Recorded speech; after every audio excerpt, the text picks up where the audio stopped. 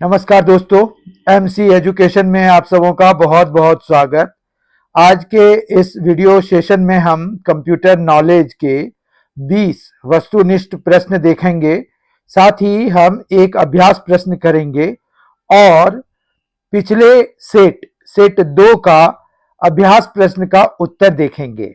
ये computer knowledge का set 3 है।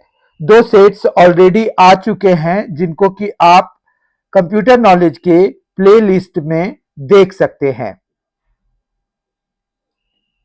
आज के सेशन को शुरू करने से पहले सेट 2 का अभ्यास प्रश्न का उत्तर हम जान लेते हैं। सेट 2 का अभ्यास प्रश्न था, 1 बाइट किसके बराबर होता है? ए 2 निबल, बी 8 बिट्स, सी 1/1024 किलोबाइट, डी उपर्युक्त में से सभी। इसका सही उत्तर है उपर्युक्त में से सभी, क्योंकि 1 निबल 4 बिट्स के बराबर होता है तो 8 बाइट्स उसमें हो जाएंगे 2 निबल्स में।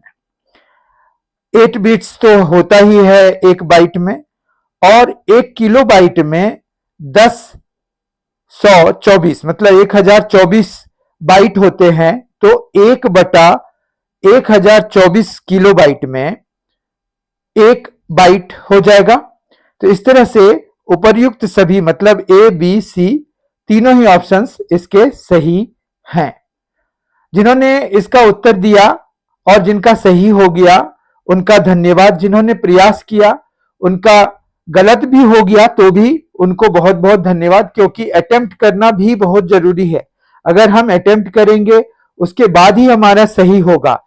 गलत होना एक स्टेप हो सकता है, पर हम गलतियां करके धीरे धीरे उसको उसमें सुधार करके हम जो है सही तो कर ही सकते हैं। लेकिन पहले क्या आवश्यक है? पहला जो आवश्यक है वो है प्रयास करना।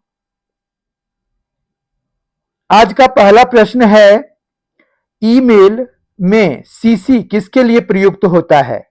Common copy, carbon copy, cost copy, carbon cost. CC email में कार्बन कॉपी के लिए प्रयुक्त होता है। बी ऑप्शन इसका सही है। प्रश्न 2, www का पूर्ण रूप क्या है? World web, world wide web, world wide webinar, world wide word. इसका सही उत्तर है world wide web. B option इसका करेक्ट है। प्रश्न 3, फायरवॉल क्या है? वह सिस्टम जो कंप्यूटर के वायरस को स्कैन करता है और हटाता है। वह सिस्टम जो निजी नेटवर्क तक अनाधिकृत एक्सेस से रोकता है। वह सिस्टम जो प्रायोक्ताओं को सुरक्षित मनी ट्रांसफर की सुविधा देता है। वह सिस्टम जिसमें अनेक कंप्यूटर एक दूसरे से जुड़े होते हैं। इसका सही विकल्प है एक सिस्टम जो निजी नेटवर्क तक अनाधिकृत एक्सेस से रोकता है, फायरवॉल कहलाता है। डी ऑप्शन इसका सही है। प्रश्न 4, सिस्टम हैंग क्या है? सिस्टम वायरस से संक्रमित है, सिस्टम स्लीप मोड में है, सिस्टम शटडाउन है, सिस्टम कीबोर्ड इनपुट के लिए अनुत्तरदायी है। सिस्टम कीबोर्ड इनपुट के लिए जब अनुत्तरदायी हो जाता है तो उस अवस्था को सिस्टम हैंग कहा जाता है। सिस्टम कीबोर्ड इनपुट के लिए अनुत्तरदायी है, ये डी ऑप्शन इसका सही है। डी विकल्प इसका सही है सिस्टम हैंग के लिए। प्रश्न 5, एमएस एक्सेल में बोल्ड फॉर्मेटिंग लागू करने या हटाने के लिए कौन सी शॉर्टकट कुंजी का इस्तेमाल किया जाता है? Ctrl+A, Ctrl+B, Ctrl+C, Ctrl+D। Ctrl+B का इस्तेमाल किया जाता है एमएस एक्सेल में और एमएस वर्ड में भी बोल्ड फॉर्मेटिंग को लागू करने के लिए, या फिर अगर वहां ऑलरेडी वो लागू है उसको हटाने के लिए भी इसी कंट्रोल प्लस बी का इस्तेमाल किया जाता है। प्रश्न 6, एमएस वर्ड में कंपेयर विकल्प का क्या उद्देश्य है? यह डॉक्यूमेंट में सिलेक्टेड टेक्स्ट के बीच स्टाइल की तुलना करता है। यह डॉक्यूमेंट में दो पैराग्राफ की तुलना करता है। यह दो वर्ड डॉक्यूमेंट की तुलना करता है। यह पीडीएफ फाइल के बीच पीडीएफ फाइल के साथ वर्ड डॉक्यूमेंट की तुलना करता है। यह दो वर्ड डॉक्यूमेंट की तुलना करता है। कौन? एमएस वर्ड में कंपेयर विकल्प जो उपलब्ध है वह दो वर्ड डॉक्यूमेंट की तुलना करता है और फिर हमें बताता है कि इसमें क्या क्या डिफरेंस है या क्या क्या चीजें सेम हैं। प्रश्न 7, एमएस वर्ड में लेफ्ट अलाइनमेंट के लिए शॉर्टकट कुंजी क्या है? Control plus P, control plus Q, control plus R, control plus L. Control plus L shortcut कुंजी है एमएस वर्ड में लेफ्ट अलाइनमेंट के लिए। प्रश्न 8, एमएस वर्ड में निम्नलिखित में से कौन सा विकल्प उपलब्ध नहीं होता है? Magic tool, font, italics, bold. Magic tool उपलब्ध नहीं होता है एमएस वर्ड में।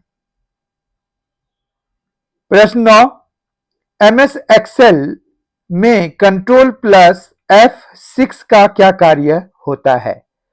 वर्कबुक बंद कर देता है, अगली वर्कबुक पर पहुंचाता है, वर्कबुक को मिनिमाइज करता है, वर्कबुक को रिस्टोर करता है।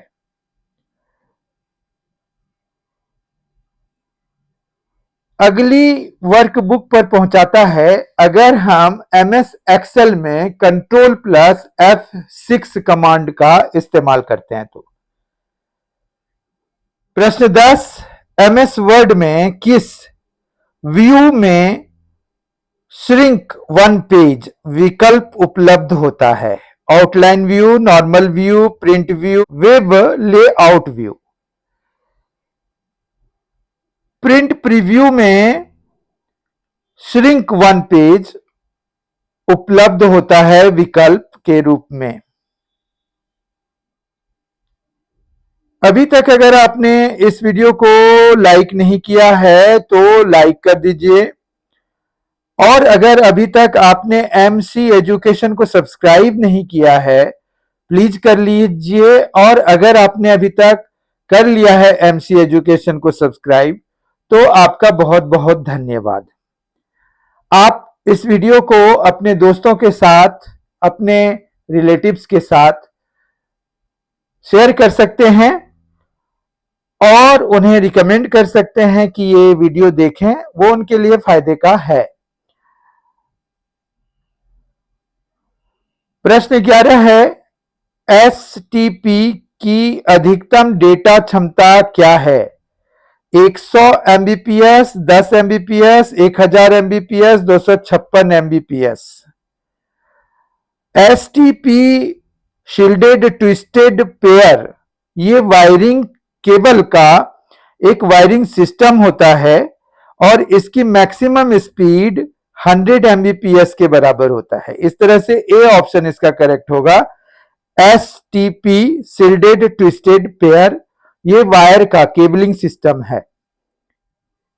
प्रश्न 12, एनआईसी का पूर्ण रूप क्या है? Network interface card, network information center, no internet card, network internet card. Network interface card NIC से डिनोटेड होता है, एब्रीविएटेड है, तो नेटवर्क इंटरफेस कार्ड यानी कि ए ऑप्शन इसका सही है। प्रश्न 13, निम्नलिखित में से कौन सी मेमोरी अस्थिर होती है? RAM, ROM, PROM, EPROM. RAM random access memory को जब हम कंप्यूटर को स्विच ऑफ करते हैं तो रैम में जितनी भी चीजें सेव्ड होती हैं वो सारी गायब हो जाती हैं। तो इस तरह से ये एक स्थिर यानी कि टेम्पररी मेमोरी होता है रैम। इस तरह से ए ऑप्शन इसका सही है। प्रश्न 14, निम्नलिखित में से कौन सी इकाई गति की सबसे तेज इकाई होती है? मिली फ्लॉप पर सेकेंड, मेगा फ्लॉप पर सेकेंड, पाइको फ्लॉप पर सेकेंड, एक्सा फ्लॉप पर सेकेंड। एक्सा फ्लॉप्स पर सेकेंड जो है सबसे मैक्सिमम गति की सबसे तेज इकाई है एक्सा फ्लॉप्स पर सेकेंड। प्रश्न 15, कंप्यूटर में बॉस का पूर्ण रूप क्या है? Bharat operating system, Bharat operating system software, Bharat operating system solution, business operating system solution. Bharat operating system solution इसका सही उत्तर है। बॉस का पूर्ण रूप। प्रश्न संख्या 16 है, डैश में कई स्तंभ और पंक्तियां होती हैं। प्रिंटर में, फॉर्मेट में, वर्ड में, टेबल में। सही उत्तर है टेबल। टेबल में आपने देखा होगा बहुत सारे स्तंभ मतलब कॉलम और पंक्तियां मतलब रोज। तो बहुत सारे रोज और कॉलम्स होते हैं, बहुत सारे कॉलम्स एंड रोज होते हैं टेबल में। प्रश्न संख्या 17 है, डैश कंप्यूटर का एक कूड़ेदान होता है। CPU, hard disk, recycle bin, स्थानीय उपकरण। CPU, hard disk, recycle bin, local equipment. सही उत्तर है रिसाइकल बिन। रिसाइकल बिन पे अगर आपने देखा होगा तो वहां पर एक डस्टबिन जैसा बना होता है, उसका मतलब जो विजुअल रिप्रेजेंटेशन होता है वो एक डस्टबिन जैसा ही बना होता है। तो कूड़ेदान, तो यानी कि कंप्यूटर का कूड़ेदान है वो, क्योंकि हम जो भी चीज डिलीट करते हैं वो उसमें चला जाता है। प्रश्न 18, कंप्यूटर में कैलकुलेटर डैश का एक भाग होता है। एक्सेसरीज का, इंटरटेनमेंट का, डेस्कटॉप का, रिस्टोर का। एक्सेसरीज में कैलकुलेटर होता है कंप्यूटर में। एक्सेसरीज जब आप खोलेंगे तो वहां से आप कैलकुलेटर ले सकते हैं। प्रश्न 19, कोल्ड बूटिंग को डैश के नाम से भी जाना जाता है। Soft booting, warm booting, hard booting, उपर्युक्त सभी। कोल्ड बूटिंग को हार्ड बूटिंग कहा जाता है। हार्ड बूटिंग का मतलब ये हो गया कि आप स्विच ऑफ कर देते हैं सीधा उसके पावर बटन को दबाकर, सीपीयू के पावर बटन को दबा करके आप जब उसका स्विच ऑफ कर देते हैं, पूरी तरह से पूरा पावर ऑफ कर देते हैं, तो वो हार्ड बूटिंग हो गया, जिसको कि कोल्ड बूटिंग भी कहा जाता है। आज के सेशन का आखिरी प्रश्न, प्रश्न 20, वार्म बूटिंग को डैश के नाम से भी जाना जाता है। Soft booting, cool booting, hard booting, उपर्युक्त सभी। वार्म बूटिंग को सॉफ्ट बूटिंग भी कहा जाता है। वार्म बूटिंग में रीस्टार्ट ऑप्शन हम यूज करते हैं। आइए आज का अभ्यास प्रश्न अब देख लेते हैं। आज का अभ्यास प्रश्न है, ईमेल में प्रयुक्त होने वाला बीसीसी का विस्तृत रूप क्या होता है? A, blind carbon copy, B, before common conference, C, based carbon copy, D, based carbon cycle. इसका उत्तर आप कमेंट के रूप में पहले प्रैक्टिस क्वेश्चन लिखिए और अपने विकल्प को जो आपको सही लगता है ए, बी, सी, डी में से कोई विकल्प आप लिखें। उत्तर जरूर करें, इससे हमें ये पता चलता है कि आप जो है आपकी तैयारी चल रही है और आप कितने इच्छुक हैं। इससे आपको भी पता चलेगा और आपको वो जो आप आंसर करेंगे वो आपको बहुत दिनों तक याद रहेगा, या कहिए कि बहुत समय तक, काफी लंबे समय तक याद रहता है वो। इस वीडियो को यहां तक देखने के लिए बहुत बहुत धन्यवाद। बहुत ही जल्द हमारी मुलाकात अगले वीडियो के साथ होगी। सब्सक्राइब करने के लिए धन्यवाद। अगर आपने अभी तक सब्सक्राइब नहीं किया है तो सब्सक्राइब कर दीजिए, इस वीडियो को लाइक कर दीजिए और आप जो है MC चैनल को अपने दोस्तों के साथ शेयर कर सकते हैं, इस वीडियो को अपने दोस्तों के साथ शेयर कर सकते हैं। Feel free to share this video this channel with your friend or any group. Thank you so much for being with us. Thanks a lot. Enjoy yourself.